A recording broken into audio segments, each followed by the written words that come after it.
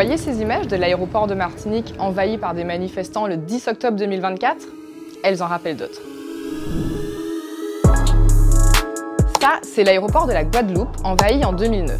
Le 20 janvier, l'île est paralysée par sa première journée de grève générale contre la vie chère et pour la revalorisation des salaires. 15 ans plus tard, c'est le même mouvement qui revient, mais en Martinique cette fois. On a comparé les deux mouvements. Ils commencent de la même façon, ils se finissent presque pareil. Pour autant, ils ne sont pas identiques. Depuis le 1er septembre, les Martiniquais manifestent contre l'écart de prix des produits alimentaires, mais pas que, avec la France hexagonale. Selon l'INSEE, cet écart est estimé à, en moyenne, 40%. Mais un comparateur mis en place pendant la mobilisation estime que l'écart peut aller jusqu'à plus de 100% selon la catégorie du produit. Entre 2009 et 2024, la revendication n'a donc pas changé. En revanche, la façon de se mobiliser est différente. En 2009, c'était avant tout des manifestations massives. On a rarement vu autant de personnes, par exemple, dans les rues de Fort-de-France et plusieurs jours d'affilée. Aujourd'hui, c'est plutôt des opérations ponctuelles, donc blocage des hypermarchés et blocage des ronds-points. Donc on est beaucoup plus proche d'une stratégie qui rappelle les gilets jaunes que de celle qui avait été utilisée 15 ans plus tôt, quoi. Autre différence majeure avec 2009, la mobilisation ne s'étend pas.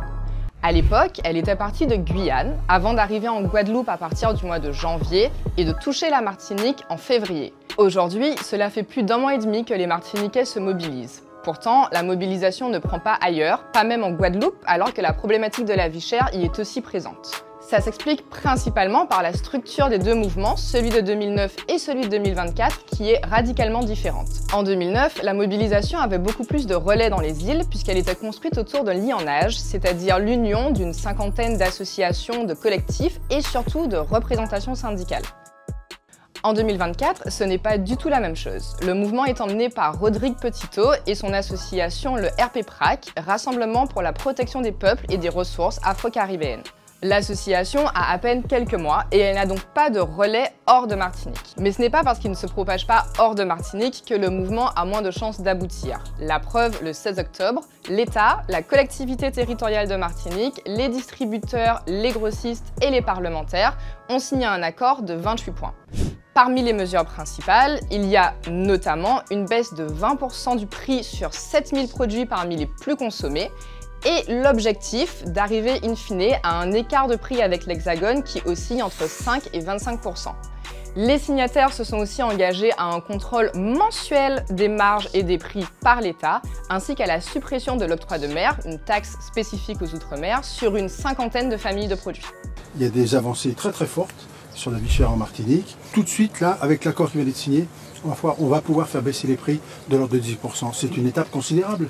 Elle n'avait jamais été franchie préalablement. Alors, oui et non. En 2009, la mobilisation avait abouti au prix BCBA, c'est-à-dire une baisse de 20% sur environ 400 produits de la grande distribution. Pas très différent de l'accord de 2024, même si cette fois, beaucoup plus de produits sont concernés.